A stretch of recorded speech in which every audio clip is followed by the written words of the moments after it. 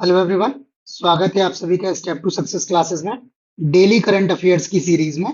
आज के वीडियो में हम लोग 4 से 6 अप्रैल 4, 5 और 6 अप्रैल का करेंट डिस्कस कर रहे हैं। ठीक है, स्टार्ट करते हैं अपने आज के वीडियो के पहले क्वेश्चन से। पहला क्वेश्चन है आज का, मिस्र के राष्ट्रपति के रूप में शपथ ली है, किसने शपथ ली है, नाम बताना है। Recep Tayyip Erdogan, Mohammed Shahabuddin Chuppu, Abdel Fattah el Sisi, Sultan Ibrahim Iskandar. तो सही जवाब जो है इसका ऑप्शन सी, ये अब्देल फतेह अल सीसी जो है, इन्होंने मिस्र के नए राष्ट्रपति के रूप में जो है वो शपथ ली है। ये शपथ इन्होंने 2 अप्रैल को ली है। और ये मिस्र जो है वो अरब दुनिया, जो अरब कंट्रीज हैं उनमें सबसे अधिक आबादी वाला देश है। तो अब्देल फतेह अल सीसी जो है वो अरब दुनिया के सबसे अधिक आबादी वाले देश के नेता के रूप में इन्होंने शपथ ली है 2 अप्रैल को। एडिशनल फैक्ट्स में है कि जो मिस्र की राजधानी है वो है काहिरा, और मिस्र की जो मुद्रा है, जो करेंसी है, वो है मिस्री पाउंड या इजिप्शियन पाउंड। और जो मिस्र के प्रधानमंत्री हैं, ठीक है, प्राइम मिनिस्टर, वो है मुस्तफा मदबौली। ठीक है, तो मिस्र के आपको राष्ट्रपति और प्रधानमंत्री दोनों बता दिए हैं। जबकि रिसेप तैयब एर्दोगान जो है ये तुर्की के राष्ट्रपति हैं। मोहम्मद शहाबुद्दीन चुप्पू जो है ये बांग्लादेश के राष्ट्रपति हैं। और सुल्तान इब्राहिम इस्कंदर ये मलेशिया के जो है वो राष्ट्रपति हैं। अगला क्वेश्चन देखते हैं। अगला क्वेश्चन है, वर्ष 2024-25 के लिए एसोचैम के अध्यक्ष का पदभार संभाला है। ऑप्शन है अनीश शाह, संजय नायर, राजेश नाम्बियार और सिद्धार्थ मोहंती।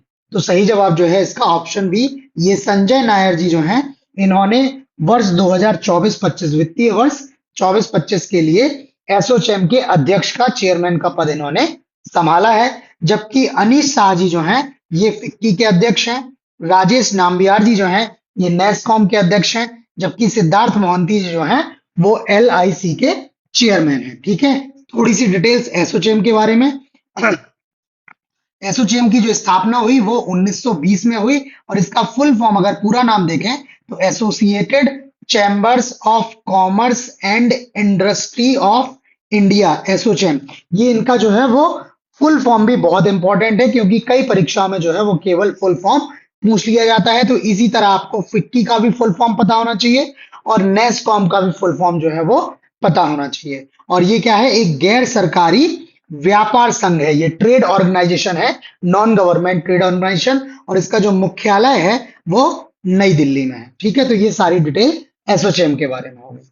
अगला क्वेश्चन है, फोर्ब्स की 38वीं वार्षिक विश्व अरबपतियों की सूची में शीर्ष स्थान पर है। ऑप्शन है Elon Musk, Jeff Bezos, mark Zuckerberg और बर्नार्ड अर्नॉल्ट एंड फैमिली। तो सही जवाब जो इसका है ऑप्शन डी है, ये बर्नार्ड अर्नॉल्ट एंड फैमिली जो है वो विश्व की अरबपतियों की सूची में शीर्ष स्थान पर है। इनकी संपत्ति जो है वो सबसे ज्यादा है। ये फोर्ब्स की रिपोर्ट है। ठीक है, और इस रिपोर्ट के अनुसार पिछले वर्ष की तुलना में इस वर्ष दुनिया में 141 अरबपति ज्यादा है। मतलब इस वर्ष जो है वो 141 बिलियनियर जो है वो बन गए हैं। और अब दुनिया में बिलियनियर या अरबपतियों की संख्या जो है वो कुल 2781 हो गई है, जिसमें अगर सबसे ज्यादा अरबपतियों की बात करें तो अमेरिका में कुल 813 अरबपति हैं, और अमेरिका जो है वो दुनिया में शीर्ष स्थान पर है। जबकि चीन जो है वो 473 अरबपतियों के साथ द्वितीय स्थान पर, और भारत जो है वो 200 अरबपतियों के साथ विश्व में अरबपतियों की संख्या के मामले में तीसरे स्थान पर है। ये जो रिपोर्ट है ये फोर्ब्स की रिपोर्ट है। अभी इसके पहले जो हमने वीडियो डिस्कस किया था उसमें हारून जो है उसके अकॉर्डिंग जो है वो अरबपतियों के बारे में बात की गई थी। यहां पर एक लिस्ट और लगाई है फोर्ब्स द्वारा शीर्ष अरबपतियों की सूची। इसमें सबसे टॉप स्थान पे जो है वो बर्नार्ड अर्नॉल्ट एंड फैमिली। इनका जो नेट वर्थ है वो 233 बिलियन डॉलर है। ठीक है, दूसरा स्थान जो है एलॉन मस्क का है, 195 बिलियन जो है इनका नेटवर्थ है डॉलर में। और जो मुकेश अंबानी है भारत के, वो इस सूची में 9वें स्थान पर हैं, और इनका जो नेटवर्थ है वो 116 बिलियन डॉलर का है। ठीक है, तो ये जो हो गई अरबपतियों की सूची के बारे में जानकारी। ठीक है, अगला क्वेश्चन देखते हैं। कैंसर के इलाज के लिए भारत की पहली घरेलू जीन थेरेपी किस संस्थान में लॉन्च की गई है? ऑप्शन है IIT Delhi, IIT Bombay, IIT Madras और आईआईटी रुड़की। तो इसका सही जवाब जो है ऑप्शन बी, ये भारत की जो पहली घरेलू डोमेस्टिक जीन थेरेपी है, ये आईआईटी बॉम्बे में लॉन्च की गई है। इसकी लॉन्चिंग जो हुई है वो 4 अप्रैल 2024 को और भारत की महामहिम राष्ट्रपति महोदया श्रीमती द्रौपदी मुर्मू जी द्वारा इसकी लॉन्चिंग की गई है और ये भारत की पहली घरेलू जीन थेरेपी है। इस उपचार श्रृंखला को CAR-T सेल थेरेपी नाम दिया गया है, जो एक कैंसर इम्यूनोथेरेपी उपचार है। ठीक है, इसका जो नाम है वो नेक्सकार 19, ये देश की पहली made in India CAR-T cell therapy है, जिसे भारतीय प्रौद्योगिकी संस्थान बॉम्बे, टाटा मेमोरियल हॉस्पिटल और जो इसका आईआईटी बॉम्बे का जो उद्योग भागीदार है इम्यूनो ACT, ठीक है, इसका नाम इम्यूनो ACT है, इसके सहयोग से इसको विकसित किया गया है। यहाँ पे हमने CR लिखा है, तो इसका फुल फॉर्म है काइमेरिक एंटीजन रिसेप्टर CAR। ये टी सेल थेरेपी एक प्रयोगशाला में परिवर्तन करके कैंसर से लड़ने के लिए टी कोशिकाओं, जो एक प्रकार की सफेद रक्त कोशिकाएं हैं, व्हाइट ब्लड सेल्स हैं, इसकी नामक प्रतिरक्षा कोशिकाओं को प्राप्त करने का एक तरीका है, ताकि वे कैंसर कोशिकाओं को ढूंढ सकें और नष्ट कर सकें। ठीक है, इसमें क्या करते हैं, जो प्रतिरोधी कोशिकाएं हैं या प्रतिरक्षा कोशिकाएं जो है, जो टी कोशिकाएं हैं, उनकी खोज करते हैं। ठीक है, ताकि वे क्या करें कि जहां पर वो कैंसरस सेल्स हैं वहां पर ये पहुंचकर उसको क्या कर सके, नष्ट कर सके। तो ये जो है इसका चिकित्सा का तरीका है। ठीक है, अगला क्वेश्चन देखते हैं। अगला है, हाल ही में चर्चित शुद्ध उधार सीमा नेट बोरोइंग कैपेसिटी जो है, ठीक है, ये क्या है, इसका जो है शुद्ध उधार सीमा आपको बताना है क्या है। बैंकों का RBI से उधार लेने पर एक सीमा, विभिन्न स्रोतों से केंद्र सरकार के उधार लेने पर एक सीमा, विभिन्न स्रोतों से राज्य के उधार लेने पर एक सीमा और बैंकों द्वारा कंपनियों को उधार देने पर एक सीमा। तो ये जो शुद्ध उधार सीमा है, इसका सही जवाब ऑप्शन सी है। ये विभिन्न स्रोतों से राज्यों के उधार लेने पर एक सीमा है। ठीक है, जो क्या है, राज्य जो है जिन जिन सोर्सेस से उधार ले सकते हैं, तो उस पर मैक्सिमम एक कैप लगाया हुआ है, जिसको शुद्ध उधार सीमा जो है वो बोला जा रहा है, NBC बोला जा रहा है। ठीक है, और ये चर्चा में इसलिए रहा क्योंकि केरल ने केंद्र सरकार पर राज्यों पर मनमाने ढंग से शुद्ध उधार सीमा NBC लगाने का आरोप लगाया है, जिससे वो बोल रहे हैं कि राज्यों के सामने क्या है, वित्तीय संकट पैदा हो गया है। हालांकि इनको जो है वो सुप्रीम कोर्ट भी ये गए थे, हालांकि समझ में आ रहा है कि इनको वहां से अभी कोई राहत नहीं मिली है।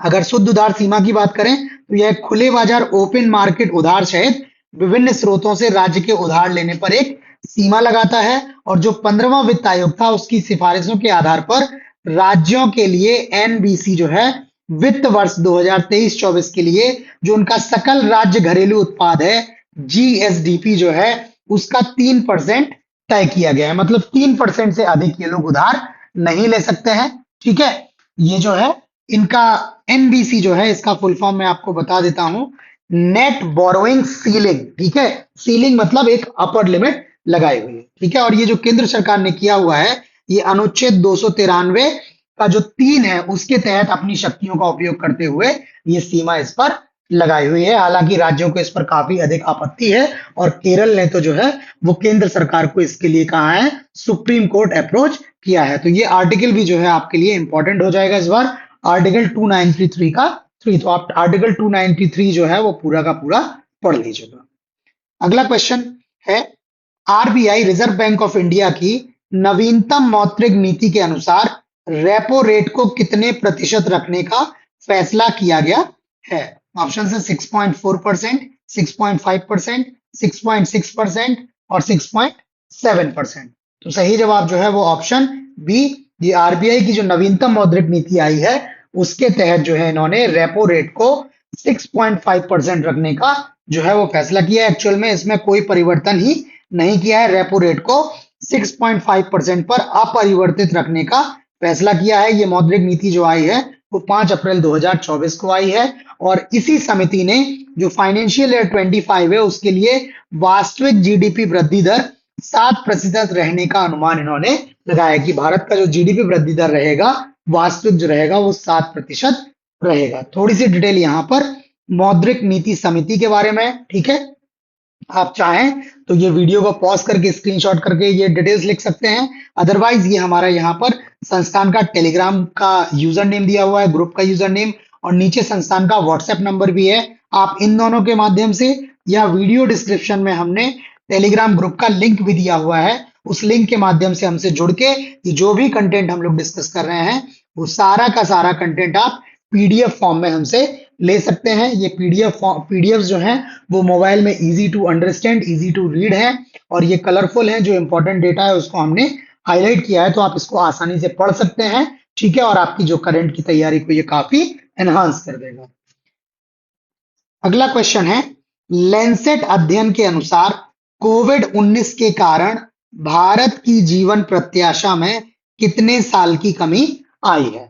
ऑप्शन है 1.3 ईयर्स, 1.5 ईयर्स, 1.9 ईयर्स और 2.2 ईयर्स। तो इसका सही जवाब ऑप्शन सी, ये कोविड-19 के कारण जो भारत की जीवन प्रत्याशा है उसमें 1.9 साल की जो है वो कमी आई है। अगर वैश्विक स्तर की बात करें तो वैश्विक स्तर पर प्रति 1 लाख जनसंख्या पर 94 मौतें हुई हैं कोविड-19 के कारण, और वैश्विक स्तर पर जो जीवन प्रत्याशा है वो 1.6 वर्ष कम हो गई है, ठीक है। मतलब अब लोगों की जो आयु है, औसत आयु, वो 1.6 वर्ष कम हो गई है। अगर मौतों की तुलना करें तो 2019 की तुलना में जो है वो 2020 में मौतों की संख्या 10.8% बढ़ गई, और 2021 में 2020 की तुलना में 7.5% की वृद्धि हुई है। तो अगर आप ओवरऑल देखेंगे तो 2019 की तुलना में 2021 में जो है मौतों की संख्या काफी अधिक बढ़ गई है, ठीक है। और अगर भारत में बात करें तो भारत में जीवन प्रत्याशा 1.9 साल जो है वो कम हो गई है। इसके अलावा एक जो हृदय रोग है, इस्केमिक हृदय रोग, ठीक है, इसकी कारण जो है वो वर्ष 2021 में दुनिया भर में मौतों का जो है वो सबसे प्रमुख कारण रहा है, ठीक है, इस्केमिक हृदय रोग। अगला क्वेश्चन है, राष्ट्रीय हस्त निर्मित दिवस 2024 कब मनाया गया? ऑप्शन है 3 अप्रैल, 4 अप्रैल, 5 अप्रैल और 6 अप्रैल। तो सही जवाब जो है इसका ऑप्शन डी, ये जो 2024 का राष्ट्रीय हस्त निर्मित दिवस है, ठीक है, नेशनल हैंडमेड डे जो है, ये 6 अप्रैल को सेलिब्रेट किया गया। ये किसी निश्चित तिथि को आयोजित नहीं किया जाता है, ये अप्रैल का जो मंथ होता है उसके पहले शनिवार या सैटरडे को, तो इस बार जो अप्रैल माह का पहला शनिवार है वो 6 अप्रैल को पड़ा है, इसलिए नेशनल हैंडमेड डे या राष्ट्रीय हस्त निर्मित दिवस जो है वो 2024 में 6 अप्रैल को मनाया गया। और इस वर्ष का जो दिन था उसका जो थीम है, हस्त निर्मित उत्पाद खरीदें, ठीक है, परचेज हैंडमेड आर्टिकल्स या आइटम्स या प्रोडक्ट्स, ये इसकी जो है वो थीम है, ठीक है। बाकी ये दिन जो है हस्त निर्मित सामान बनाने वाले लोगों के कौशल और समर्पण को सम्मानित करने और पहचानने के लिए मनाया जाता है।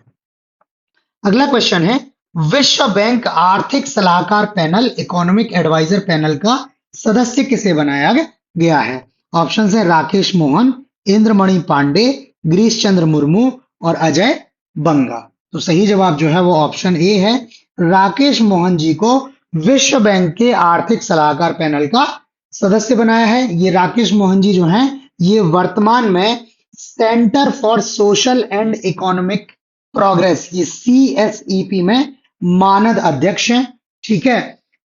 और अगर पैनल की बात करें तो लॉर्ड निकोलस स्टर्न जो है ये विश्व बैंक के इस आर्थिक पैनल की अध्यक्षता करेंगे, ठीक है। बाकी विश्व बैंक समूह के मुख्य अर्थशास्त्री, चीफ इकोनॉमिस्ट जो हैं वो इंदरमित गिल जी हैं, ये पैनल की सह अध्यक्षता करेंगे, को चेयरमैनशिप करेंगे, और पैनल का प्रत्येक सदस्य जो है वो 2 साल तक काम करेगा। बाकी इंद्रमणि पांडे जी जो हैं ये बिम्स्टेक के महासचिव, गिरीश चंद्र मुर्मू जी संयुक्त राष्ट्र लेखा परीक्षक पैनल के उपाध्यक्ष, जबकि अजय बंगा जी विश्व बैंक के नए अध्यक्ष हैं। तो ये भी इनके बारे में एडिशनल डिटेल होगी। अगला क्वेश्चन डिस्कस करने से पहले मैं आपको बता दूं कि आप जो है ये वीडियो देख रहे हैं तो यहाँ पर मैं अपनी तरफ से आपको जितनी भी अधिक से अधिक जानकारी और जितना भी कोशिश करता हूं कि आपको समझा सकूं, आपको इस तरह से बताऊं कि आप पढ़ सकें। बट अगर आप अपने फीडबैक हमें अपने कमेंट के माध्यम से देंगे, हमें बताएंगे कि आपको चीजें कितनी समझ में आ रही हैं, चीजें आपको करने में इससे कोई आसानी हो रही है, आपको अगर कहीं कोई प्रॉब्लम है, अगर आप ये सब चीजें हमें कमेंट के माध्यम से बताते हैं तो हम इनमें और सुधार कर सकते हैं और इनको आपकी परीक्षा के लिए और उपयोगी बना सकते हैं। तो आप प्लीज अपना फीडबैक हमें जरूर दें। आप कमेंट करके बता सकते हैं वीडियो पे, या आप हमें यहाँ पर टेलीग्राम या व्हाट्सएप पे मैसेज करके भी अपना फीडबैक दे सकते हैं। ठीक है, अगला क्वेश्चन है, किस देश के एक अनुसंधान केंद्र ने दुनिया के सबसे शक्तिशाली लेजर को सक्रिय या एक्टिवेट किया है? ऑप्शंस है चीन, अमेरिका, भारत और रोमानिया। इसका सही जवाब ऑप्शन डी है। ये रोमानिया ने हाल में ही दुनिया के सबसे शक्तिशाली लेजर को जो है सक्रिय किया है। रोमानिया की जो इंजीनियर है, इनका नाम है एंटोनिया टोमा। इन्होंने जो है वो अनुसंधान केंद्र के नियंत्रण कक्ष में दुनिया के सबसे शक्तिशाली लेजर को सक्रिय किया है। ठीक है, और इसका जो उपयोग होगा वो इसके संभावित अनुप्रयोगों में रेडियो धर्मिता या रेडियो एक्टिविटी अवधि को कम करके, ठीक है, उसकी अवधि को घटाकर परमाणु कचरे का उपचार करना, ठीक है, उसको प्रोसेस करना, जो परमाणु कचरा है, वेस्ट है, और अंतरिक्ष में जमा होने वाले मलबे को, डिब्रिस को साफ करना जो है इसका अनुप्रयोग हो सकता है। तो ये काफी महत्वपूर्ण खोज मानी जा रही है। अगला क्वेश्चन है, पेरिस ओलंपिक 2024 के लिए क्वालिफाई करने वाली एकमात्र भारतीय वेटलिफ्टर बन गई हैं। ऑप्शंस है पूनम यादव, विंध्या रानी देवी, मीराबाई चानू और कुंज रानी देवी। तो सही जवाब ऑप्शन सी, ये भारतीय भारोत्तोलक मीराबाई चानू जी हैं। ये पेरिस ओलंपिक 2024 के लिए क्वालिफाई करने वाली भारत की एकमात्र वेटलिफ्टर भारोत्तोलक है। ठीक है, इन्होंने क्या किया है, 1 अप्रैल 2024 को थाईलैंड के फुकेत में जो आईडब्ल्यूएफ विश्व कप में सफलतापूर्वक प्रतिस्पर्धा करने के कारण इनको यह उपलब्धि हासिल हुई है। इन्होंने महिलाओं की 49 किलोग्राम प्रतियोगिता के ग्रुप बी में तीसरे स्थान पर या ब्रॉन्ज मेडल पर रही, और इन्होंने कुल मिलाकर जो है अगर बात करें तो ये टोटल 11वें स्थान पर रही, और इन्होंने कुल 184 किलो का वजन उठाया, और जो अनिवार्य क्वालिफाइंग कंडीशंस थी उसको फुलफिल करते हुए ये उसके लिए क्वालिफाई कर गई हैं। अगला क्वेश्चन, दुनिया के सबसे बुजुर्ग जीवित व्यक्ति बन गए। अभी हमने वीडियो में बताया था आपको पिछले ही वीडियो में कि जो दुनिया के अब तक सबसे बुजुर्ग व्यक्ति का जिनके पास टाइटल था उनकी मृत्यु हो गई है। तो अब नए व्यक्ति हैं जिनको ये टाइटल दिया गया है, आपको उनका नाम बताना है। ऑप्शन है काने टनाका, मारिया ब्रानियास, जुआन विंसेंट पेरेज मोरो और जॉन टिनेसवुड। सही जवाब ऑप्शन डी, ये जॉन टिनेसवुड जो है वो अब दुनिया के जीवित सबसे बुजुर्ग व्यक्ति बन गए हैं, जबकि इसके पहले जुआन विंसेंट पेरेज मोरा जो थे ये दुनिया के सबसे उम्रदराज व्यक्ति थे जीवित, जिनका अभी हाल में निधन हो गया है। ठीक है, अब ये जॉन टिनेसवुड जो है ये इनका जन्म 26 अगस्त 1912 में उत्तरी इंग्लैंड के मर्सी साइड में हुआ था, और 4 अगस्त 2024 जब इनको ये दुनिया के सबसे बुजुर्ग जीवित व्यक्ति का टाइटल दिया गया, उस दिन इनकी उम्र 111 साल और 222 दिन की थी। ठीक है, तो ये जॉन टिनेसवुड जो है वो दुनिया के सबसे बुजुर्ग जीवित व्यक्ति हो गए हैं। बाकी आज करंट अफेयर्स के वीडियोस में इतने क्वेश्चन ही। आपको वीडियो कैसा लगा प्लीज हमें लाइक करके कमेंट करके जरूर बताएं। चैनल को सब्सक्राइब करके नोटिफिकेशंस भी ऑन कर लें ताकि आपको टाइमली नए कंटेंट के बारे में जानकारी मिलती रहे। तो आज इतना ही, नए क्वेश्चंस के साथ कल मिलते हैं, तब तक के लिए धन्यवाद।